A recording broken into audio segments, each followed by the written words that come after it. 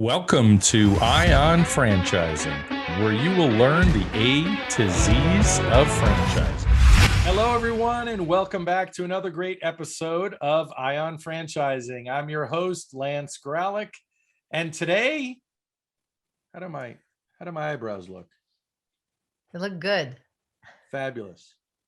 Well, guess what? Today, there's a reason I'm looking very closely at my eyebrows, because let's call this the Beauty and the Beast episode. And I'm obviously the Beast. And today's beauty founder, can you imagine doing the eyebrow threading for the Oscars? Hoity-toity, isn't it? Can you imagine doing the eyebrow threading for the Cannes, however you say it, the Cannes Film Festival in France, last I checked? Her previous brand, she built to 200 plus locations. 200 locations. She is the eyebrow threading beauty queen, Elizabeth Porikos-Gorgees, my friend Elizabeth, and the founder and CEO of Saas Brow. So welcome to Ion Franchising. Thank you, Lance. Thank you. How are you? I am fabulous. Excited to talk with you. It's been a long time coming, and here you are.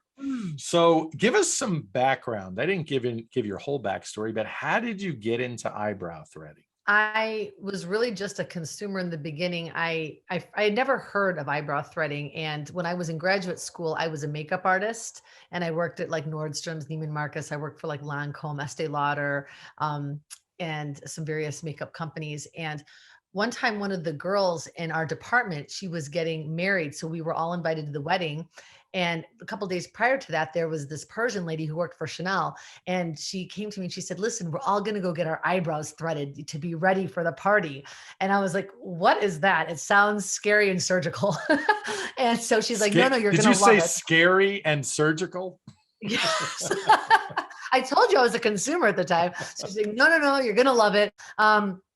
And so she, we went down, we all decided to meet in kind of the little India area of Chicago. It's called Devon Avenue. And we went to this like little hole in the wall. And it was like this third world, like country hole in the wall. I'm not kidding. And it was $5. And she, I plopped in the chair and this lady came out with me with string. And I was like, what's going on? And she's like, dee, and then it like 5 minutes later, I like looked in the mirror and it was like, I was like Narcisse. I couldn't get out of the mirror. I just wanted to like look and admire my eyebrows. They never looked so good. They were perfectly shaped. I wasn't quite sure what had just happened to me, but all I knew is that my eyebrows had never looked that good. So did it hurt? It hurt a little bit just because it comes, from the root. Anytime you're pulling a hair from the root, customers will ask me, is it going to hurt? And I'm never like, no, it doesn't hurt at all, because you can't take a hair from its root and not feel it. I don't want to lie to anybody, but it just feels like a little bit. Elizabeth, what was that movie, American Pie, where they, the guy got the waxing procedure done? Was that American Pie? Right. And once again, that hair comes from the root as well. But but this is much better for you than waxing. And I'll get to that in a moment. But so I was sold. I had seen my eyebrows look so good. And after that, I was, religiously every, 3 to 4 weeks down at that shop getting my eyebrows done. Fast forward a few more years, end of 2005, beginning of 2006. And I started to see that some of these like eyebrow threading places, they were popping up at little carts in malls. And I started to go to one that was closer to my house, even though it wasn't quite as good as that lady that I'd been going to, but just out of convenience, it was much closer to my house. And now I was married and I had 2 small kids, so it was just easier to go there. And then summer of 2006, I was strolling through Woodfield Mall, which is kind of like the best mall in the Chicago area where I'm from. And once again, I'm strictly a consumer at this point. All I know is this is the best shopping mall. And I was walking around with my mom and the 2 kids in the double stroller. And I just happened to notice that they didn't have an eyebrow threading cart there. And I thought it was really strange because I was like, wait a second, I've been seeing it pop up everywhere. And it's not at the best mall in Chicago. And the ones that I had seen, they were kind of like gross. They were like these little like gypsy carts. They didn't look clean. They weren't nice, but the concept I loved. I knew how good, and it just like the light bulb went on. I was like, you know what? I can do this better, because my bachelor's was in visual arts, so design. And, when I was in graduate school working for the cosmetic companies, I was number 1 in sales. And if I believe in a product or a service, it's like step aside. Like I will make you understand how good this is because I can't be wrong because I wouldn't love it so much if it was a bad idea. So I called the leasing agent there at the mall, didn't really know what I was talking about. And she's like, can I help you? And I'm like, yeah, I want to open a cart. And she's like, what do you want to do? And I'm like, well, eyebrow threading. She's like, no, thank you. Click. And I was like, okay, that went well. And then and I couldn't think of any other malls that didn't have it except for one outdoor mall in the Chicago area called Old Orchard. That and it was early June of 2006 right now. So I decided to call over there and I spoke to the guy, was really not interested in what I had to say, but I did get him to agree to see me. So I came into the mall management office, went into his office, and I sitting behind his big desk and kind of like waiting to hear how I was going to waste his next 10 minutes. I'm very passionate about, like I said, when I believe in an idea, and I was telling about how I was going to do it and what I thought, and doing my whole horse and pony show. And then after I finished, he's like, Elizabeth, he goes, I have to be honest with you. He goes, I get about 15 calls a week here to do this idea at Old Orchard. And he goes, we're not like some of our other malls in our portfolio. We're a premier property and we might allow things to go on in other locations that we don't here, which is why I turned the 15 calls a week down that I get. He goes, but after meeting you and talking to you and seeing you, he's like, you seem a little different than the rest. He's like, let's try it for a 2-month lease. So I was like, great. So I had no idea of what I was doing. I just knew that I loved the way it looked. So I went and I, bought 2 chairs, went and found, 2 people who had just come over from India because it originated in India, eyebrow threading. So it's usually people that are Middle Eastern or Indian or Pakistani or from that, area, they know how to do it. Went and found 2 people. They didn't even barely speak English. I was like, great, you're perfect. You know how to do eyebrow threading. You're my ideal employee. Come. So I opened up my first day on July 26, 2006. And I'm not kidding. It was, I laugh when I think back to, because I was like a carnival operator. I'm not kidding. I didn't even register. I had 4 pockets, 20s, 10s, 5s, and 1s. I had 2 chairs, 2 ladies who know how to speak English. And I was just talking to people and I would get them in the chair and then they would do the eyebrows. And it was just like the perfect combo. And so the first day, and it was really, I had some thread, I had some pictures, some Kleenex. I mean, there wasn't a lot of things to get the cart open. And the first day, I did $550. The second day I did $850. The third day I did $400. And so by Sunday, I had paid my rent. So now I was thinking to myself, wait a second, I have 20 more days left in the month. My employees are $8 an hour and I have no inventory to pay for. My rent's paid for. And so my mind started reeling. I was like, wait a second, if I had 10 of these, I could do this much. If I had 50, I could do this much. And, I was like a horse where the gate was yanked up and she was off. So An idea is officially born. Exactly. I thought like I'd found fire. So, a discovered fire. So, and there was no other locations though in the Chicago area that, could do threading. I had a 2-month lease where I was because it was an outdoor mall. I live in Chicago where, it's not Florida or someplace nice, we're going to get cold and it's going to shut down. It's outside. So Florida is like one of my favorite places in the world. So I decided to call some malls down there because I was like, oh, great. I love Florida. It'll give me an excuse to go down there for work. And, so I called down there and I got a location. They hadn't really heard of it down there. And I just, like I said, I'm strictly a consumer still at this point. So I called a location in Tampa, a mall in Tampa. It was called International Plaza. And it was the best mall in the Tampa area. And I called the leasing agent. She had never heard of it, but she did like the idea. It intrigued her. And she said, I don't have any cart openings right now. She's like, but I'll put your name on the list. And as soon as something opens, we'll do something. So I was like, great. And then she saw my area code. She goes, in the meantime, she goes, I noticed your area code. She's like, where are you calling from? And I'm like, oh, I live in Chicago. I'm calling from Chicago. And she's like, oh, really? She's like, well, we have a mall in the Chicago area called Woodfield Mall. Well, just completely coincidentally, it was the same owner of the one that had hung up on me when I had called that owned International Plaza. So she's like, we have Woodfield Mall. I said, I called them, they hung up on me. And she's like, oh, I'm so sorry. She goes, we're in between leasing agents. She goes, I'm handling both properties. I'd love for you to come to Woodfield. So Love then it. we did the deal. So by the time the 2 months, so the 2 months that I was open at Old Orchard, I saved up enough money to pay for the security deposit and the supplies to open the Woodfield location. So it was totally organic. And then I opened that one. And then I saved up the money to open my first one in Florida, which was at a different mall, Westfield Brandon. And that opened end of January of 2007. And I started my first location at Old Orchard on $4,200. I had financially, I was very tight at the time, but two small kids, and my husband at the time and my parents, they didn't like the idea. I told them about the idea. They thought it was like crazy, stupid idea. And I was like, okay, you non-believers. And so I had sold a condo to my bank teller at Citibank. I'm not a real estate agent, but just I had like my real estate license in case like a friend or family member wanted to buy something. Anyways, so I made a $4,200 commission, and I decided to gamble that $4,200 commission on this idea. And that was enough to pay the first and last month's rent at the cart, buy 2 chairs, buy some thread and Kleenex and cotton balls. Elizabeth, like literally, we call that an investment, not a gamble. We call that an investment. Exactly. Investing in yourself is the best investment you can ever make. So that's what I did. Absolutely. And so I did it. So I started with that one location, and I did end up growing it to over 200 locations. I never got a bank loan.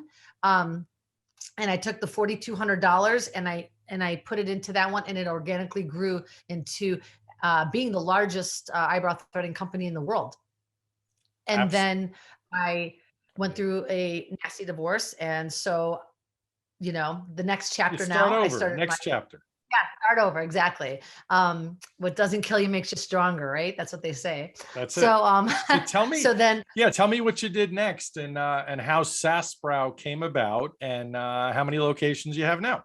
About 2 years, a little over 2 years ago, I came up with Saas Brow, and it's kind of like the next level of what my other eyebrow threading company was. It's a brand new design. Like I said, I design everything myself because that's my bachelor's is in visual arts, and it's kind of chicer. It's more modern looking. It's really it's really like head turning, if you will, I think. And also, whereas my original company, Brow Art 23, that was really focused on just eyebrow threading. And that still is the main focus of Saas Brow, of course. But I've tried to kind of widen the horizons a little bit and make it more about the eyes in general, because eyebrows, eyelashes, the whole eye area, it comes together. So where Saas Brow, once again, the main focus is eyebrow threading. I'm also trying to give importance to the fact that we do eyelash extensions, we do eyebrow tinting, we do microblading. If somebody, it's a different feel waxing than threading, we allow shaping on both sides. I have my own line of eyebrow makeup, and I have 6 different color eyebrow definers with angle brush and brow gel to really give, once you've shaped the brow, to really give it the perfect look. So Saas Brow is just kind of, like I said, it's the next level. It's just, it's a reinvented version, and it's just fresher, and it's more of a wow quality. And how many locations right now for Saas Brow? Right now we're at 10. I love your energy. You just are a doer. So obviously anybody listening that's interested in franchise opportunities, male, female, I'm sure in the past you've had plenty of male owners and you have plenty of female owners, because some people listening here might go, some of the guys might be saying, well, this isn't for me, but I'm sure there's plenty of people that realize, hey, women like this. This is a good business. Listen, this franchise is for anyone that likes money. I don't care if you're female or you're male. If you like money, this is your franchise. Okay. Everybody hear that? Do you like money? Well, look, as you know, my past experiences in the restaurant business, and while I love the restaurant business, it's a difficult place to make money. In some instances, there's more ways to lose money than make money with perishable goods and all that stuff. And theft. Definitely. My dad used to own a restaurant. I grew up in a restaurant. I'm Greek. It's like, restaurant Greek. It's like goes together. So I know all about that. So you don't have those moving parts. I mean, you have a high profit scenario potentially. Right. I mean, like I said, I started my business, my original location on $4,200. And that was And that was with the 2 months of rent in the equation. So you take the rent out, I mean, do the math.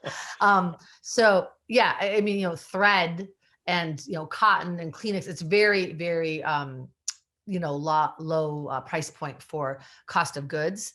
And, and it's really that combined with the fact that it's really a recession proof concept. Because if you were listening to the dates of what I was talking about, I opened my first location July 26, 2006. Does anybody remember what was happening in 2007 and 8? Because while everybody was closing down, going bankrupt, I was expanding my business and opening and expanding locations, because it is a recession proof concept. It doesn't matter what is happening. People will, I'm going to say women in this particular, they will always spend money on their looks. Anything to look in the mirror and not be depressed. That's, and myself included. So I'm not putting anyone down. I'm right there with everybody else. Everybody, the old saying, if you look good, you feel good, you do good. And it's absolutely true. So say that again. If you look good, you feel good. If you look good, you feel good, you do good. And people will spend money on their looks before food.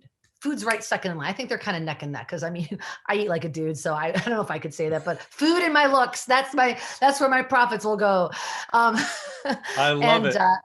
It's true. So let's talk about the investment. I mean, look, there's a lot of franchisors that start on a shoestring.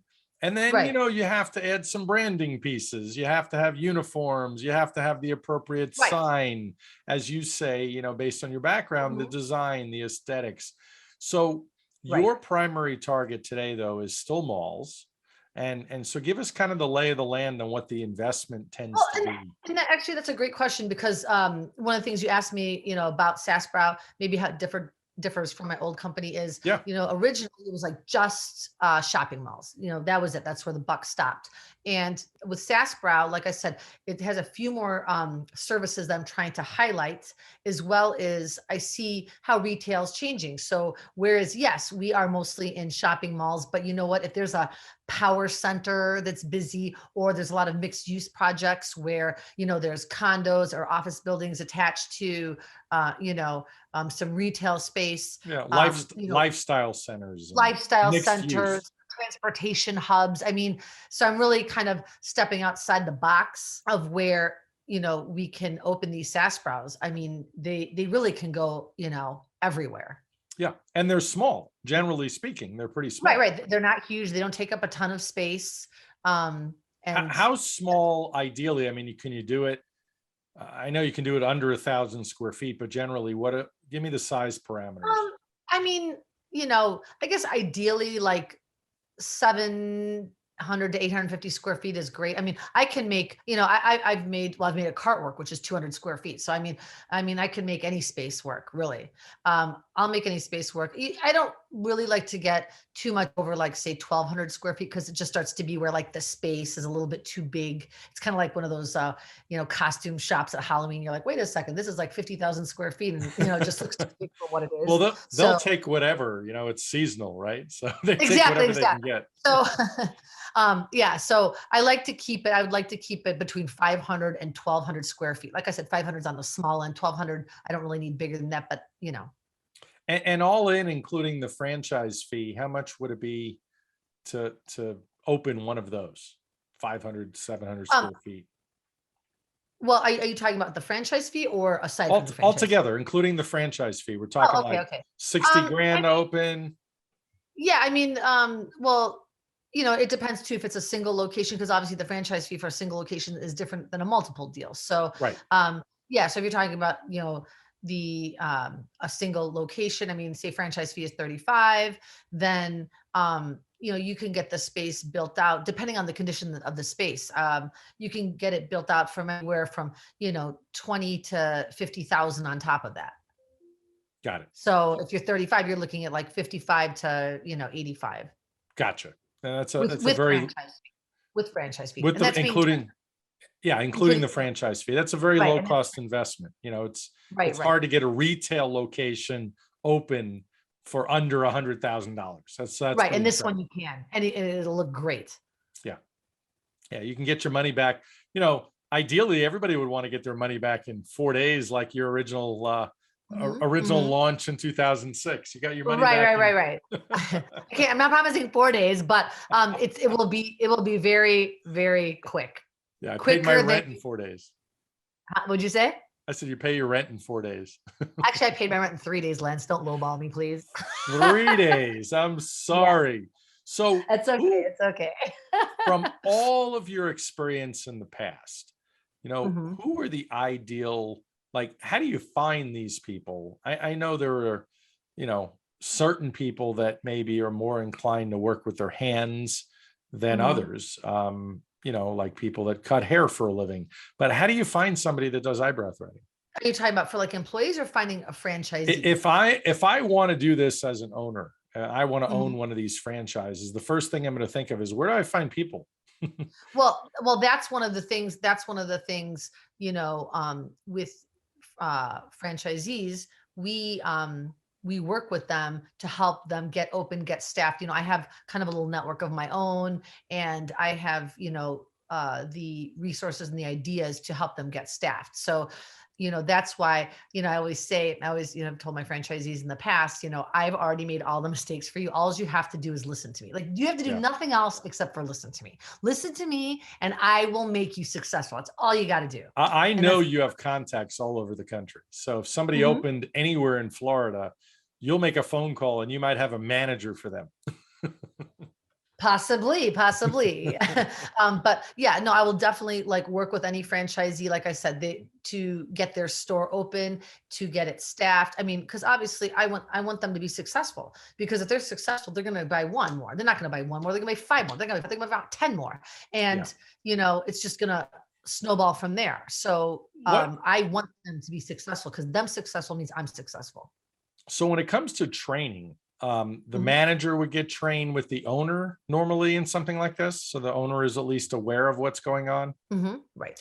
Well, I mean, that the that owner has to know what's going on. They yeah. just have to. They don't have to work the store, but they have to know what's going on. A friend, a very, very good friend of mine, her mom, she's a very wise woman. And I remember she used to tell me this like back in my early 20s. And she said, Elizabeth, she goes, you always know how to be able to clean your toilet and cook your food and mow your lawn. And she'd go down all the list of the things that I had to know how to do. She goes, because if you don't, then you're never going to know if the gardener, the butler, and the maid is doing the proper job. And it really stuck with me. So the owner has to know what's going on. Otherwise, you know, I my love it. example. That's what I did in my restaurants. I knew how to do it all. I knew how to change the Exactly. oil in the Exactly. fryers. I started an eyebrow threading company before I knew how to eyebrow thread, but it was not long after I started that I learned how to eyebrow thread, So because how did you get the call to do the eyebrow threading for the Oscars? How'd that happen? we were working with an advertising firm, and and he had an opportunity, and he was like, "Are you interested in doing?" Actually, what it was gifting suites for the Oscars, and also for we did New York Fashion Week, and we did Cannes Film Festival, and I was like, "Yeah, sure, I want to get a booth and do this," and I love it. I so yeah, love it it. was really, really neat. That was fun. I saw some videos on that too. Yeah, yeah, yeah. So who are you really, where are you looking, I should say, for the next franchisees? Right now, the 10 locations are where? You have Chicago, you have Right now, Florida. right, Chicago, in Southeast Florida, in excuse me, Tennessee and Memphis. We have Houston, San Antonio, Dallas, um, and Puerto Rico. And but there's not really. And then I have one of my Ooh La La beauty bars in Sarasota, which just opened.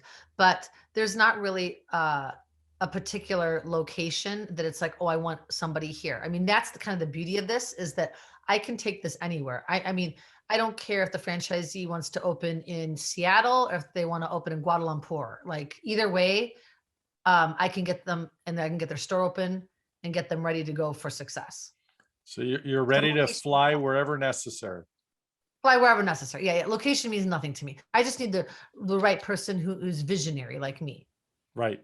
And describe that person. How do you know, if I bring you somebody or somebody listening contacts me, how do I know they're right for Saas Brow and Elizabeth? I mean, it's really one of those things where I need somebody who has kind of the energy and the like I said, the vision and the ambition, where it's like they want to be successful. It's not like, well, I hope I'm successful. It's like, no, I'm going to be successful, period, paragraph. Yeah. And that's what I need, because if they come to me with that attitude, because that's the attitude I have. So, like I said, they just have to listen to me and I'll make them successful, because I've already done all the mistakes for them. Yeah. So they can't be afraid to work. Right. Right. Exactly. They can't be afraid to work. And another quote, sorry, me and my quotes, I love my quotes. I love your quote. And I think it's from like Wolf of Wall Street or something, but anyways, and it said that 97% of the people that give up too soon are employed by the 3% who didn't. And so I need somebody who is not looking to give up, but like I said, to go, with just keep going. Well, now that we're talking about all your wonderful motivational pieces, what about your new ebook I heard about? Yes. I it's a short ebook for entrepreneurs in a business crisis. It kind of popped up back when COVID hit, and it's called Never Cornered. And it's just Never Cornered. It's 5 easy steps for entrepreneurs in a business crisis. And it's on Amazon, Barnes and Noble, Kindle, iBooks, Google Play. So yeah. It's out already? Yeah, it's out. It came out Monday, the 1st. It just came out. Awesome. I love it. It's a short ebook. It's like $2. So like, do yourself a favor and just go buy it. Love it. Okay. I love it. That's fantastic. Now, and so what did I miss today? What else did you want to share with folks before we wrap up about Saas Brow, about you, about franchising? I mean, I think you covered everything. It's just, Good. like I said, it's something I really believe in, and it's something I'm excited about. I mean, the passion I have for it, and it's not a passion that it's not something that can be pretended. It's, it's real, because it excites me so much, because I just see the potential. My joke is always with my friends. They're like, well, so how big do you want? I'm like, well, I'm like a video game, global domination, of course. So it's like I said, that's why I said, I don't care what location they need to go to Zimbabwe. I'll meet you in Zimbabwe. Just give me your address. So yeah. So Elizabeth, that was just an awesome way to finish. Elizabeth, Saas Brow is her brand, founder and CEO, and her goal is it global domination? Global domination. Thank you. Perfect. That's wonderful. That was the correct quote. Yes. Wonderful. Well, thank you so much for being here. Have a fabulous day. And let's see Saas Brow continue to grow as quickly as possible, because I know you're ready. From your mouth to God's ears. Thank you, Lance. Talk to you soon, Elizabeth. Bye. Bye, everybody. Thank you very much for listening today. Please like, follow, and subscribe. This is Lance Graulich. Until next time.